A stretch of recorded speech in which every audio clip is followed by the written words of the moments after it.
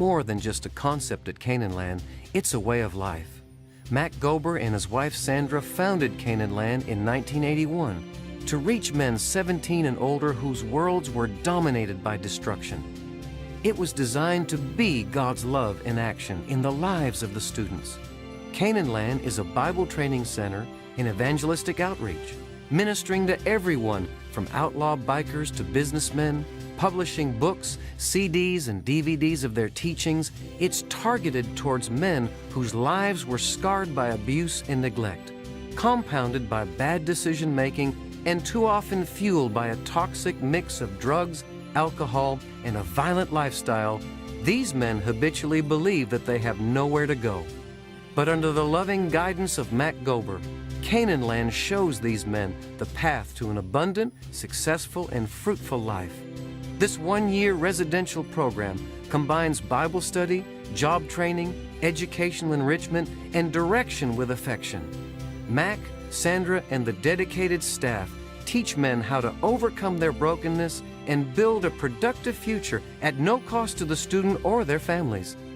Located outside of Montgomery, Alabama, Canaan Land's goal is to restore the whole man, spirit, soul, and body. They create opportunities for the students to develop Christ-like character through Bible study. They live with other students who have similar problems, and they maintain daily work details to foster good habits. The Alabama courts utilize Canaan Land as a viable rehabilitation option for some offenders. Mac's desire is to share God's love with those from the uttermost to the guttermost. The vision of destroying the chains of bondage from life-controlling addictions has created a dynamic piece of heaven on earth.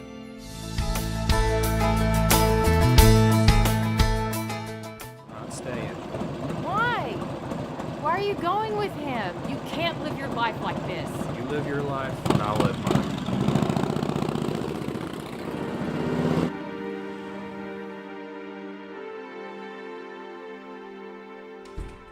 You okay? Oh, he makes me so mad. My brother just won't listen. He can get into so much trouble, and I just wish there was a way I can get through to him. Here, give him this. Mac Gober. He had a ferocious appetite for violence. That is, until he had an encounter with God and changed his life forever. How is this book going to make a difference? This guy was an adrenaline junkie. He thought he found his way through a brutal lifestyle. Then the love of God unchained him from depression, drugs, destruction. He started winning souls from the uttermost to the guttermost. Let's face it, Betty. You don't speak Tom's language. This guy does. How do you know this will work? Because it worked for me. I'm unchained.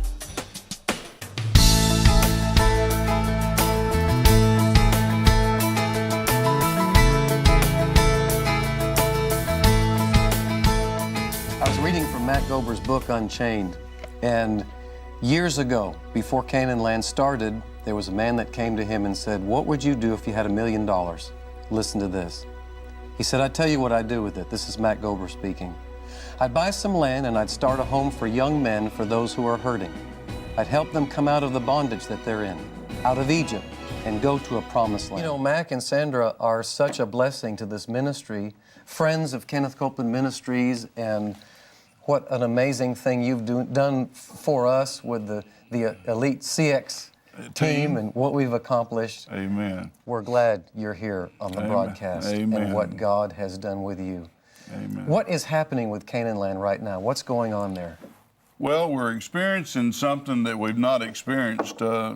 Many years ago, me and Brother Kenneth talked about, in fact, we were in his office. I think Ben Priest was there, me, and Dr. Mark Barkley. It was just after a meeting, and we talked about Canaan Lands being in every state. That, you know, there's such a need, right. And because of the uniqueness of Canaan Land, teaching and believing the word of faith, and now for 30 years, wow.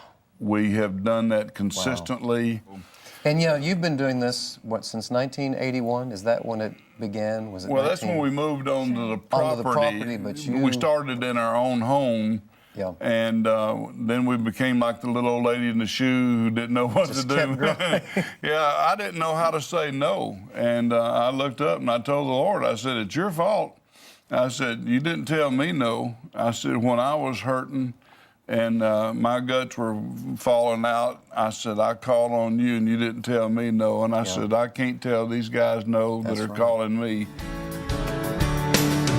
I was bound by the chains from the wages of my sin. And just when I felt like giving in, mercy came running like a prisoner.